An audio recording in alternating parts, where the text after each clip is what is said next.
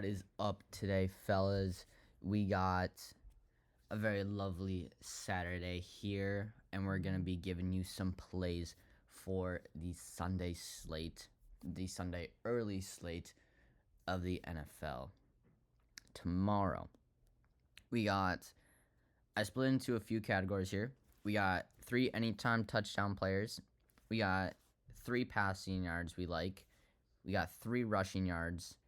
3 miscellaneous that we like, and then we got 2 lowers that we could play. We're going to start with the lowers, as they aren't necessarily as much fun, and we'll end with the anytime touchdowns. So starting off with the lowers, we're going to come to this Detroit and Indianapolis game, and we're going to look at Jonathan Taylor, and we're going to hit his lower on rushing yards. Now, we're going to come over here, and we're going to look at this Lions defense in rushing. If it loads, there we go. All right, so Detroit. People don't normally run against Detroit with only 221 attempts. That is about 20-ish to like 20 to 22 attempts per game. They've only allowed 948 yards. That's less than 100 yards a game. So, I mean, if we give a little A-Rich a few rush yards, I don't see why Jonathan Taylor should go over this, being Detroit's run defense is one of the best, and their secondary isn't necessarily as strong, so they're probably going to try to beat him through the air with A-Rich, kind of like A-Rich did last week.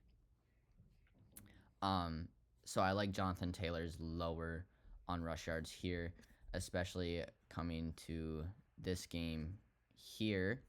We're going to look at the Colts, and we're going to, not schedule, depth chart. We're going to come to JT, and look at his game log here. I mean, besides the 114 and 105, he's really hit or miss. I mean, he's gone 48 and 57, and then 114. With the Jets going all out to stop JT, I don't see why a good run defense in the Lions can't stop him in general. I mean, I like his lower there, and I don't see why it shouldn't be kind of a lock there. Going to the other lower, we're going to come to the Houston-Tennessee game, and we're going to go lower on C.J. Stroud's pass yards. Now, I think I got this line at like 238, I want to say, but I saw this line up as high as 243. So I would smash that as soon as you can. We can take a look at CJ Stroud's numbers here in a second. Yeah, I got the line at 239. So we're going to take a look at CJ Stroud here and the Texans, and then we'll take a look at the Tennessee defense. So Stroud's games, the past few, 257, 232. Yeah, they are what they are. You got 285 there. But, I mean, look, you got 191, you got 86, 192. And, like, since the start of the season, the first 5 games, Stroud hasn't been throwing like he used to. Something's happened this season where it's changed the way this Texans offense is run. And we see here that the Titans passing defense is one of the best in the league, only allowing 1789 total yards this season.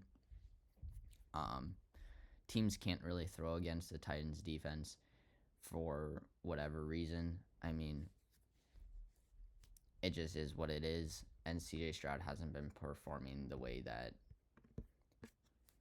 we would have necessarily liked to see him perform, or even, thought he would perform. So I think this Titans defense locks him up, and he goes for less than 240 yards against the Titans. So going off of those, let's move into the passing yards. So we're going to start off with a big one, Tommy DeVito. Now, I fluctuated this line up to 189 and took the higher there. Just get it a little boost. This Tampa passing defense by far has not been the greatest. Teams love to throw against them, and they're having great efficiency doing it and having great production. They're getting many touchdowns, not many interceptions. I think Tommy DeVito comes in for the Giants and plays phenomenal. Not necessarily saying he throws like 5 touchdowns, but I'm saying he probably throws for over 200 yards and, maybe has a pick, but that's if. Moving quickly over to Baker here, we're going to also take his higher. Again, Giants defense, passing-wise, it's not great. People, again, have great efficiency. They get production. Not as much against the Tampa defense, but they're throwing significantly less against them and still having about the same efficiency. So I like that higher as well. Going up to the New England game, we're going to take Drake May's higher as well. Going against a Miami defense where teams enjoy throwing against them. Again, not as much as the Tampa defense or other defenses, but they like to throw against them, have, decent efficiency here and decent production. Kind of similar to the Giants defense, just with less completion percentage, with less completion percentage, which is just fine. I feel like I remember seeing Ramsey on the practice report. We'll double check that here. There's Tyreek Hill. Yeah, Jalen Ramsey, but he was a full participant since Thursday, so he's going to play. So yeah, we'll see about that. But I like Drake May to hit higher, especially since Drake May has been cruising so far since fully taking over the starting job. We can even just take a quick look at that. Going there, and looking at his game log, 282, 184. Mainly just efficient there. That's a concussion game. That's the game he took over at the end. Since then, 243, 276, 206, 184, 282. So he's averaging about the high 200s. So I don't see why he could have maybe a slightly down game and hit like 225, 230. Going into the rushing yards, we're going to come to the Chiefs game here against Carolina, and we're going to take Kareem Hunt's higher. Am I worried about Pacheco coming back and taking too much? No, not necessarily.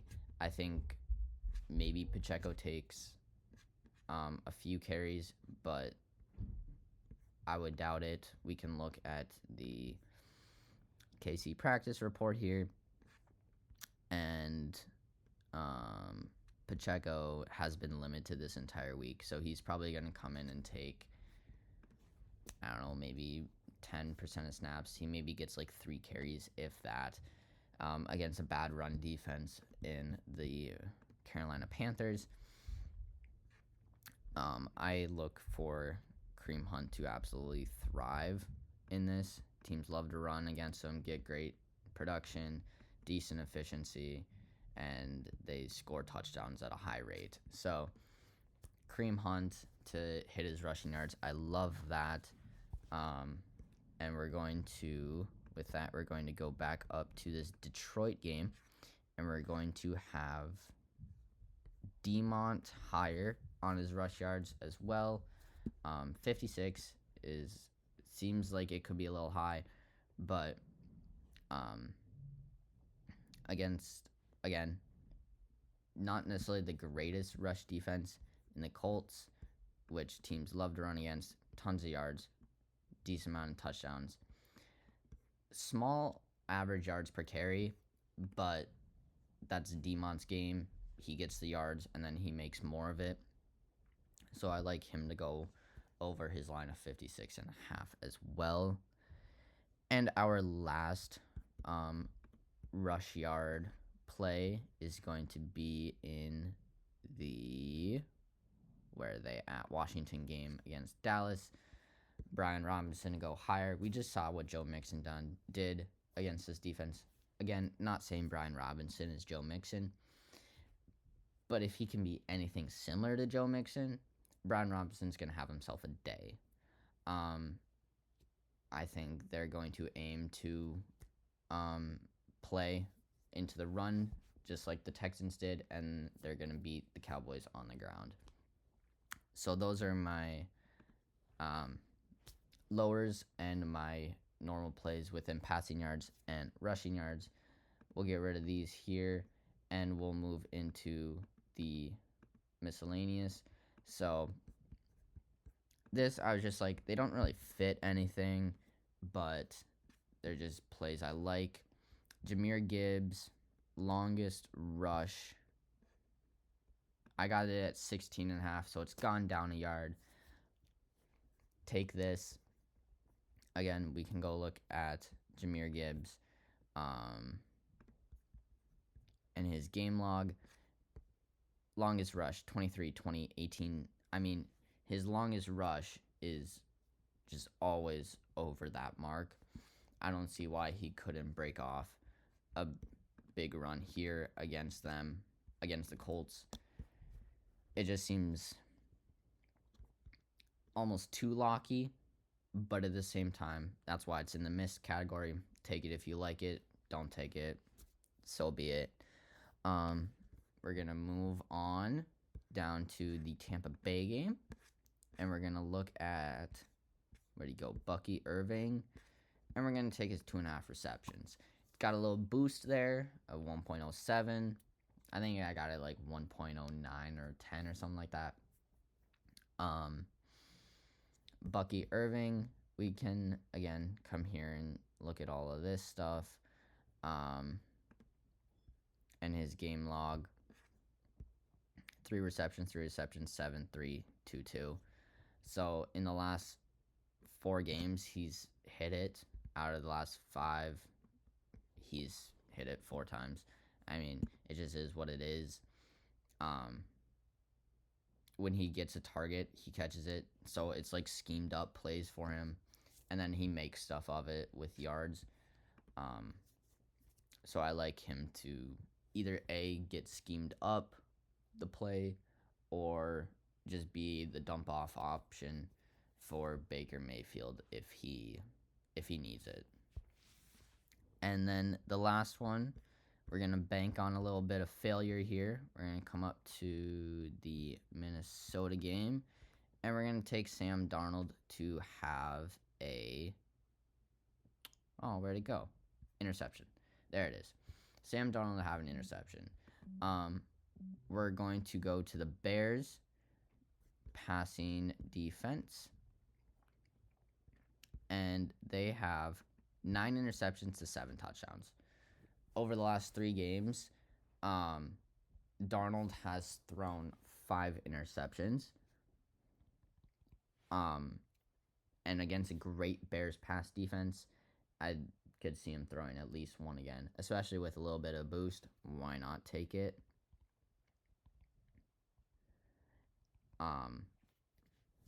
Darnold had a good game against the Tennessee defense, but again, I still don't fully trust it. I mean, they won 23-13. I mean, over the last 3 games, 5 interceptions. That's basically all we need to see. And then the 9 interceptions from the Bears defense. And that's kind of the Misk picks there. Again, take it if you want. They're kind of just fun that look like they'll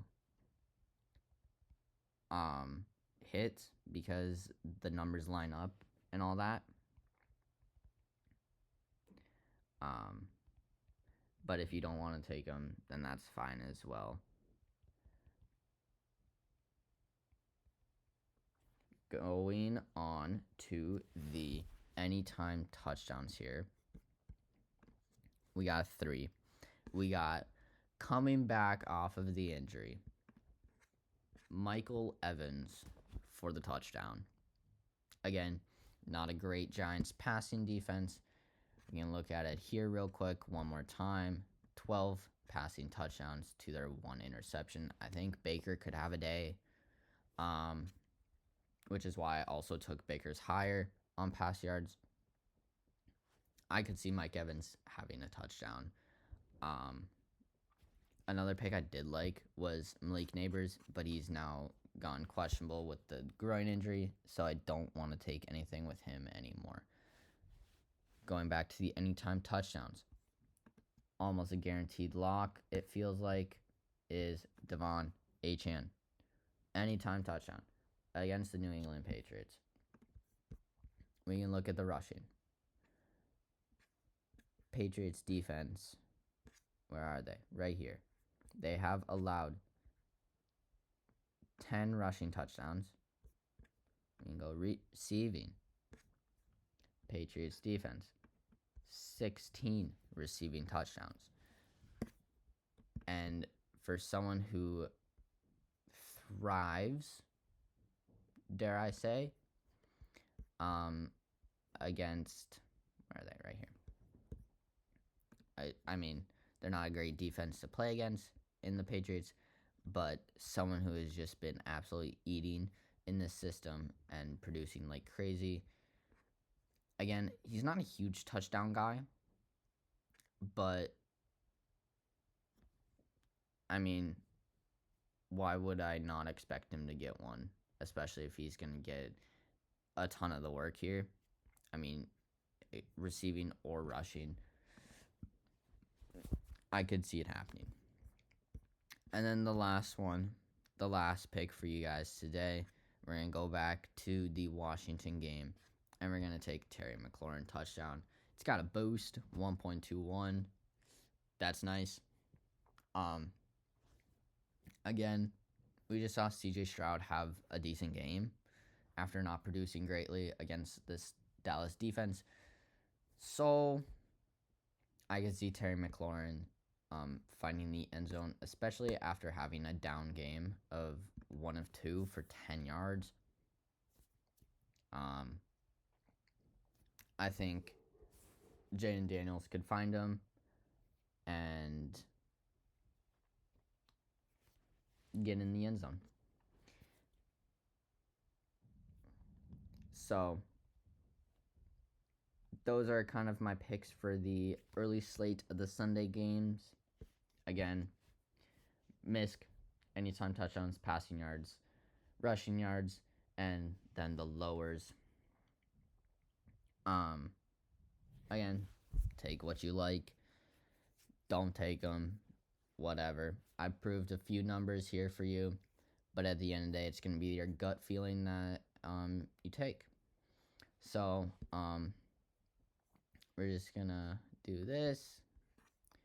Again, go follow the Twitter at IanStucka5. That's where I'll post everything that I take, parlay, single bet, stuff like that. So go follow that so you can see everything that I do take, whether it's throughout the day or not. And then doing all this on Underdog. All right. That's it from me, guys. Make sure to like, subscribe, all that fun stuff. Make sure to comment. Tell me what you guys are taking. And let me know if you want me to look into like kicking lines or punting lines or, fun stuff like that. But yeah, have a great rest of your Saturday, and we will see you guys Monday morning? Monday morning for some Monday Night Football picks. All right. Peace.